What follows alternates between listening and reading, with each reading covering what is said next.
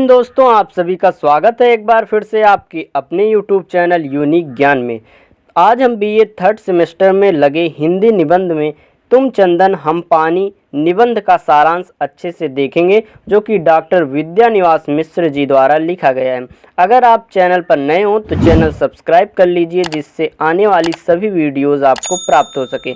तो चलिए देखते हैं कि तुम चंदन हम कहानी निबंध में क्या बताया गया है। पंडित मिश्र जी अर्थात डॉक्टर विद्यानिवास मिश्र जी अपनी बाल्यकाल की स्मृतियों में डूबते उतरते बताते हैं। अपनी बचपन की यादों को याद करते हुए अर्थात अपनी स्मृतियों में डूबते हुए वह बताते हैं कि जब वह 5-6 वर्ष के थे तभी से अपने पिता या पितृव्यों की पूजा अर्चना करते समय उनके पास बैठ जाया करते थे। जब उनके पिताजी पूजा करने लगते थे तो वह उनके पास जाकर बैठ जाया करते थे। कदाचित पूजा समाप्त होने पर प्रसाद मिलने के लोभ से, हो सकता है ऐसा कि जो प्रसाद हो जाने के बाद जो मिलता है, पूजा हो जाने के बाद प्रसाद, उसी की लालच में बैठे होंगे। और उनके घर में 3 पूजा करने वाले थे। उनके घर में 3 लोग पूजा करते थे। अतः चंदन घिसने के 3 पत्थर के चकले थे। उनके पिता या पितृत्व चंदन घिसते और फिर विभिन्न देवी देवताओं को चंदन लगाने के बाद दूसरों को लगाते। पहले भगवान जी को लगाते, फिर अपने परिवार के लोगों में भी वह लगाते थे चंदन घिसने के बाद। अब घर में वातावरण बदल गया है। अब न वे पूजा अर्चना करने वाले पिता पितृत्व हैं और न चंदन घिसा जाता है और न चंदन चर्चित होने के अनेक अवसर भी आते हैं। फिर भी उन दिनों की चंदन स्वयं घिसना चाहिए। जो चंदन होता है उसे बताते हैं कि स्वयं घिसना चाहिए और अपने घिसे हुए चंदन को पहले देवता पर चढ़ाना चाहिए, फिर किसी दूसरे व्यक्ति को या स्वयं को लगाना चाहिए। वह बताते हैं कि जो चंदन लगाया जाता है पूजा करते समय वो उसे स्वयं घिसना चाहिए और उसके पश्चात सबसे पहले देवी देवताओं को लगाया जाना चाहिए। उसके बाद स्वयं को या अपने घर के दूसरे परिवार के सदस्यों को लगाना चाहिए। इसका अभिप्राय कदाचित यह था कि व्यक्ति जो भी काम हाथ में ले उनके प्रति पूर्णतः समर्पित हो, पूरी निष्ठा और श्रद्धा से आस्था से करे, तभी उसे सफलता और सुयश मिलता है। अर्थात पूजा में जो भी उपयोग होता है वह सब चीज़ें स्वयं से करे, तभी पूजा अर्चना जो होती है वह सफल होती है। संत रहतास के एक भक्ति पद की पंक्ति है कि प्रभु तुम चंदन हम पानी। इसमें प्रभु को चंदन और भक्त को पानी बताया गया है। क्यों ऐसा, वो पूछते हैं क्यों? क्योंकि काष्ठ का टुकड़ा ऊपर से जड़ प्रतीत होता है। जो लकड़ी का टुकड़ा होता है वह जड़ प्रतीत होता है, पर उसमें सुरभ शीतलता छिपी रहती है और न ही उसका सार तत्व है, वहीं उसे उपयोगी बनाता है। इसी प्रकार जीवात्मा जड़ है, पर उनमें अंतस में परम तत्व चिंदस छिपा हुआ है।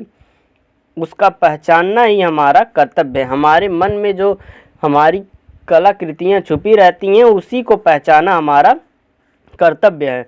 हम अपने में छुपे चिंदस की पहचान जीवन में ऐसे पुण्य कार्य, परोपकार, दया, दान, सहायता के कार्य नहीं करते जिनसे विश्व कल्याण हो। हमारा जीवन काष्ठवत, शुष्क, निष्प्राण, निर्जीव और जड़ रहता है। जब तक हम लोगों के लिए भलाई का काम, दान का काम, परोपकार नहीं करते हैं, तब तक हमारा जो जीवन होता है वह शुष्क, निष्प्राण और निर्जीव, एकदम जड़ जैसा रहता है। जैसे चंदन को पानी की सहायता से पत्थर पर रगड़ने से सुगंधित तरल पदार्थ प्राप्त होता है, वैसे ही इस कठोर कर्म पथ पर चलते हुए अपने में छुपे जो हैं वह चिंदस की सहायता से जीवन संघर्ष करने पर मनुष्य को सफलता, यश और कीर्ति प्राप्त होती है।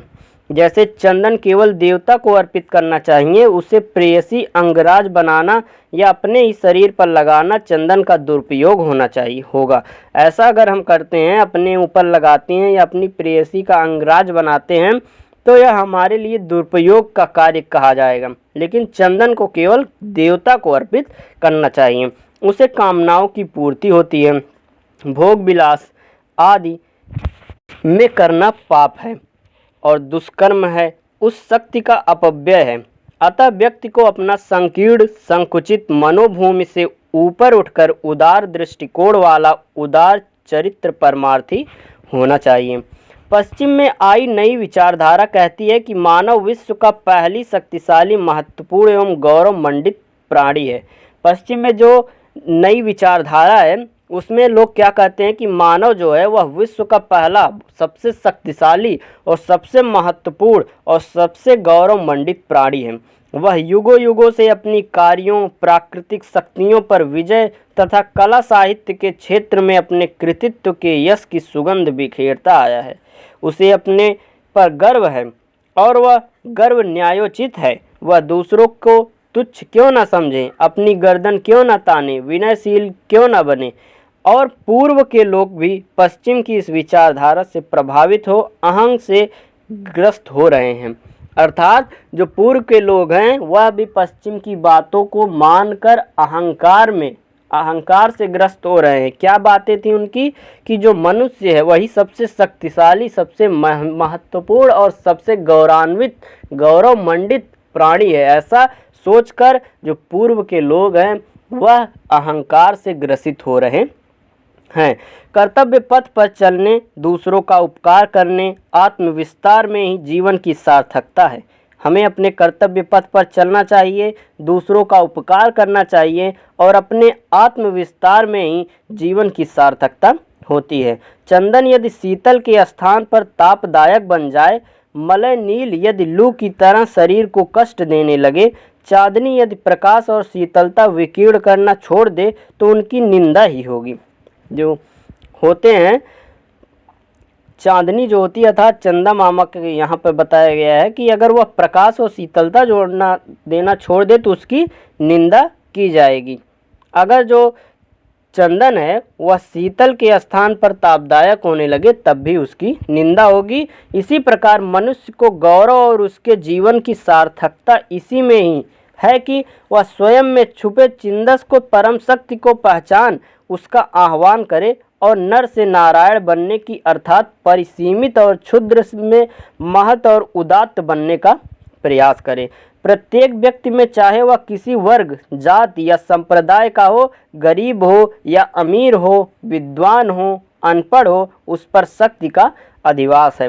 अतः आत्म केंद्रित होने, संकीर्ण मनोवृत्ति वाला बनने के स्थान पर उसे उदार चित्त बनना चाहिए अर्थात दया भाव अपने मन में हमेशा रखना चाहिए। विनयशील और परमात्मा के प्रति पूर्णतः समर्पित होने पर ही वह महान तथा गौरवशाली बनेगा, नर से नारायण हो जाएगा। अगर उसके मन में विनयपूर्ण भाव है, विनयशील है वह और परमात्मा के प्रति पूर्णतः अपने आप को समर्पित करता है, तभी वह महान और गौरवशाली बनेगा, नर से नारायण हो जाएगा। यह कौन कहता है? पंडित विद्यानिवास मिश्र जी कहते हैं। कुछ लोग रैदास की पंक्ति जो है कि प्रभु जी तुम चंदन हम पानी की जगह कहते हैं कि हम चंदन तुम पानी। उनका तर्क है कि इस परिवर्तन में कोई अंतर नहीं पड़ता क्योंकि अंतिम परिणाम एक ही है, चंदन का लेप। अर्थात लोगों का मानना यह है कि इसको बदलने में कोई भी फर्क नहीं है क्योंकि जब मनुष्य की मृत्यु होती है तब भी अंतिम समय में चंदन का ही लेप लगाया जाता है। अपनी बात का समर्थन करने के लिए वे लोकोक्ति का आश्रय भी लेते हैं कि चाहे तरबूज छुरी पर गिरे, चाहे छुरी तरबूज पर, अर्थात चाहे जैसे कटे तरबूज ही कटेगा, परिणाम एक ही है, तरबूज कटता है। पर यदि ध्यान से सोचें तो उनकी बात गलत है। यदि पानी अधिक हो गया तो चंदन अच्छी तरह नहीं घिस पाएगा, चंदन का लेप प्राप्त न होगा और संभव है कि जल का अतिशय विस्तार होने पर चंदन की गटियों होर से सहित बह जाएंगी। अतः अनुपात का बड़े छोटे का ध्यान तो रखना ही पड़ेगा। मनुष्य को स्वयं को तुच्छ और परमात्मा को महान समझना होगा। तू दयाल दीन है तो दानी हो भिखारी हो, प्रसिद्ध पात को तू पाप पंज हारी। क्या कहते हैं कि तू दयाल दीन हो तो दानी हो भिखारी हो, प्रसिद्ध पात को तू पाप पंज हारी। अपने वचन की अन्य घटना का उल्लेख करते हुए लेखक अर्थात विद्यानिवास मिश्र जी कहते हैं कि उससे स्वयं संदेश ग्रहण करता है। जो लेखक होता है वह स्वयं संदेश ग्रहण करता है तथा दूसरों को भी वही संदेश पाने के लिए कहता है। लेखक के परदादा मिट्टी के शिव तथा अन्य देवी देवताओं की पिंडी बनाते थे, फिर मंत्र पढ़ते हुए उन पर जल चंदन चढ़ाते थे। चंदन चर्चित हो जाने पर ही उन्हें गंधमाल्य, धूप, दीप, नैवेद्य अर्पित करते थे। इससे उन्हें संदेश मिला है कि व्यक्ति को आत्मविस्तार करना चाहिए, अपनी अंतर्निहित शक्ति को पूरी तरह जगाकर जीवन में संघर्ष करना चाहिए, तभी वह महान बन सकता है, यश कीर्ति उपार्जित कर सकता है। समर्पण भाव, विनयशीलतापूर्ण प्रतिबद्धता, परिश्रम अध्यवसाय की सफलता की कुंजी है। और कहा भी गया है कि मेहनत ही सफलता की कुंजी है। अगर आप मेहनत करेंगे तो आपकी सफलता जरूर आपके पास आएगी। यदि पूरी शक्ति के साथ तल्लीन होकर अभिव्यक्त आस्था निष्ठा के साथ काम करेगा तो सफलता निश्चित है। पर यदि हम यह समर्पण भाव नहीं है, तल्लीनता और एकाग्रता का अभाव है, लक्ष्य के विषय में भ्रम है, संदेह है, तो सफलता ही संदिग्ध है। अगर हमारे मन में यह भाव है कि हमारे समर्पण का भाव नहीं है, अगर हमारे मन में तल्लीनता और एकाग्रता का अभाव है, अगर हम कंसंट्रेट नहीं हो पाते हैं किसी बात पर, तो हमारा जो सफलता है वह भी संदिग्ध हो जाएगा। आज समाज में विशेषतः साहित्य और राजनीति के क्षेत्र में ऐसे अनेक व्यक्ति हैं जो केवल धन के लिए, उदार प्रति के लिए, अपने क्षणिक स्वार्थ के लिए काम करते हैं, अपने लिए काम करते हैं, अर्थात स्वार्थी रूप में काम करते हैं, खुद धन प्राप्त करने के लिए ही कोई काम करते हैं। उनका अपना कोई सुनिश्चित और उदात्त लक्ष्य नहीं होता। लेखक ऐसे व्यक्तियों को पदार्थ घटक कहता है। लेखक क्या कहते हैं? ऐसे व्यक्तियों को पदार्थ घटक कहते हैं। ये लोग सृजन स्वांतः सुखाय नहीं करते, केवल धनार्जन के लिए लिखते हैं और अपनी रचनाओं को दूसरी के नाम से छपवाने में भी उन्हें कोई आपत्ति नहीं होती। अगर उन्हें धन की प्राप्ति होती है तो वह अपनी जगह किसी और का नाम लिख देते हैं अपनी रचनाओं में। राजनीति में बड़े बड़े नेता अपने इर्द गिर्द अनेकों छुटभई का चेले चटारों को एकत्र किए रहते हैं अपना काम करवाने के लिए। जो राजनीति में बड़े बड़े नेता होते हैं वह अपने पास कई चेले चपाटी अच्छा रखे रहते हैं। आप ये सब तो समझते ही होंगे। ये छोट भाइये उनकी ओर से काम करते हैं, उनके लिए वोट बैंक तैयार करते हैं, उनके आदेश पर निष्कृष्ट से निष्कृष्ट काम करने को तैयार रहते हैं। न कोई मर्यादा, किसी भी मर्यादा का उल्लंघन करने के लिए अपने बड़े नेता के लिए जो छुटपुटिए जो चेले चपाटे होते हैं वो हमेशा तैयार रहते हैं। उनके लिए वोट बैंक का तैयार करते हैं, लोगों के प्रति जाकर बोलते हैं कि वोट इन्हीं को देना, ऐसा प्रचार भी वही करते हैं। इनका यदि कोई लक्ष्य है तो वह केवल पेट भरने के लिए धन एकत्र करना। ये छुटपैये जो होते हैं उन्हें बड़े नेता से क्या मिल जाता है? धन, और यही इनका एकमात्र लक्ष्य होता है। अतः यह दल बदलते रहते हैं। अगर किसी अन्य दल में इनको अधिक धन मिलता है तो वह अपना दल बदलते रहते हैं। उन पर यह उक्ति लागू होता है कि जहाँ देखा रोटी भात वहीं गाया सारी रात। उनके ऊपर कौन सी उक्ति लागू होती है? जहाँ देखा रोटी भात वहीं गाया सारी रात। अर्थात जहाँ पर भी धन की उनको कुछ महक मिलती है वहीं के वो हो जाते हैं। रक्त चंदन अर्थात लाल चंदन का प्रयोग शक्ति लोग करते हैं। वे लोग करते हैं जो शक्ति के उपासक हैं और जिन्हें वाम मार्गी साधक कहा जाता है। ये पंचमकार, मदिरा, मांस, मैथुन आदि से भी परहेज नहीं करते। इनका लक्ष्य है केवल शक्ति संपन्न बनना, भोग विलास करना, इंद्रिय तृप्ति करने में लगे रहना। आजकल के सत्ता पिपासु जो शासन की कुर्सी के लिए आपाधापी करने वाले होते हैं वह महत्वाकांक्षी व्यक्ति भी ऐसे ही होते हैं। शक्ति के लिए नीति अनीति की चिंता न करने वाले। इसके विपरीत जो सात्विक वृत्ति के होते हैं, ऋजु सरल नीति और सदाचार के मार्ग पर चलते हैं, उनके कार्यों में समाज में सुख शांति का वातावरण बनता है। इसके विपरीत अगर हम देखें कि वाम मार्गियों शक्ति के उपासक सत्ता लोलुप व्यक्तियों के कार्यों के दुष्परिणाम क्या क्या होते हैं हम आपको बताते हैं, जो कि पंडित विद्यानिवास मिश्र जी ने बताया है। उनका दुष्परिणाम हत्या, हिंसा, संघर्ष, वासना पूर्ति के लिए, भोग विलास के साधन जुटाने के लिए अनैतिक कर्म करते हैं और शोषण, उत्पीड़न आदि के शिकार बन जाते हैं अगर वह ऐसा कार्य करते हैं। काव्य रचना के विभिन्न संप्रदायों या मार्गों की चर्चा करते हुए लेखक अर्थात पंडित विद्यानिवास मिश्र जी कहते हैं कि काव्य रचना के 4 मार्ग होते हैं। कौन कौन से? पहला, शीतल निरूपण करने वाले कवियों जैसे तुलसीदास की रचनाएं जो सात्विक भावों को जन्म देती हैं। पहला कौन सा है, बहुत ही इंपॉर्टेंट है, इसको आप लोग ध्यान से सुने। शील निरूपण करने वाले कवियों जैसे तुलसीदास की रचनाएं जो सात्विक भावों को जन्म देती हैं। अर्थात पहला कौन सा मार्ग होता है काव्य रचना का, जो सात्विक भावों को जन्म देती हैं, जैसे कि तुलसीदास की रचनाओं में सात्विक भावों का जन्म होता है। दूसरा, श्रृंगार आदि रसों की व्यंजना करने वाले काव्य को पाठक श्रोता के चित्त को भावोद्वेलित करते हैं, जैसे कालिदास की रचनाएं।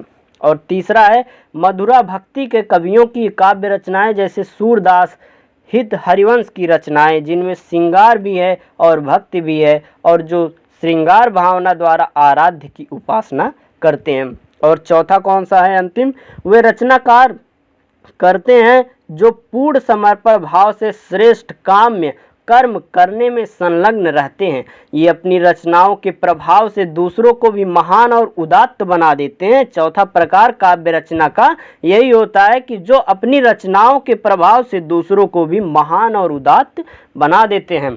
आगे हम देखेंगे कि विनयशीलता स्वयं को तुच्छ मानकर विश्व कल्याण और मानव मंगल के कार्यों में जुटा जाना ही ईश्वर की सच्ची आराधना है।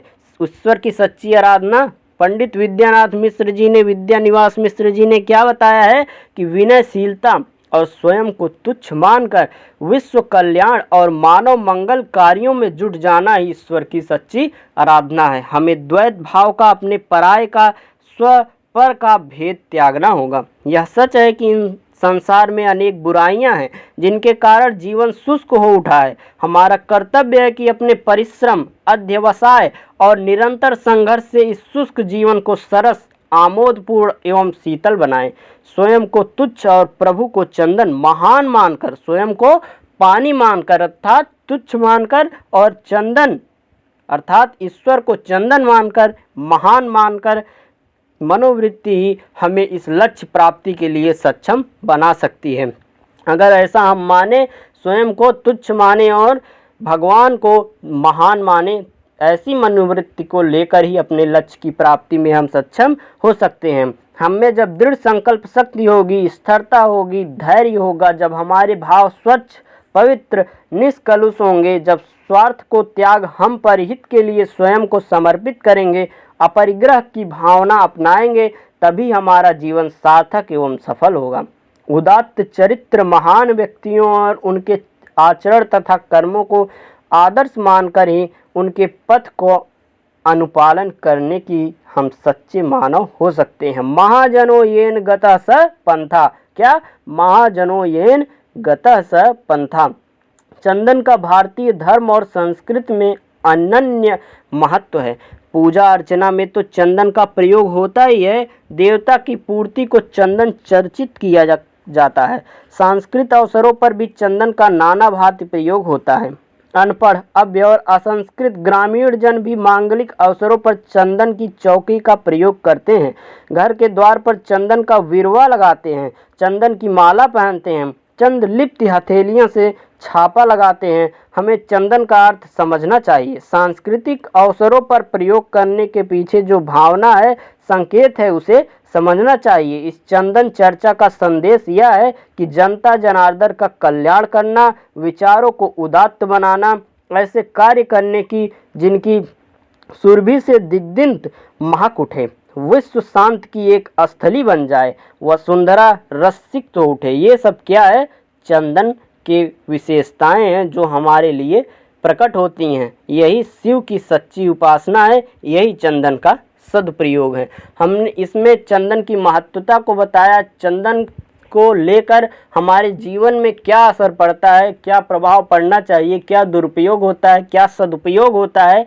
तुम चंदन हम पानी निबंध में पंडित विद्यानिवास मिश्रा जी ने बताने का प्रयास किया है, जो कि हमने आपको बताया। अगर वीडियो अच्छी लगी हो तो वीडियो लाइक करें, अपने दोस्तों के पास शेयर करें, जिससे उनको भी वीडियो का लाभ हो सके। धन्यवाद, मिलते हैं अगले वीडियो में।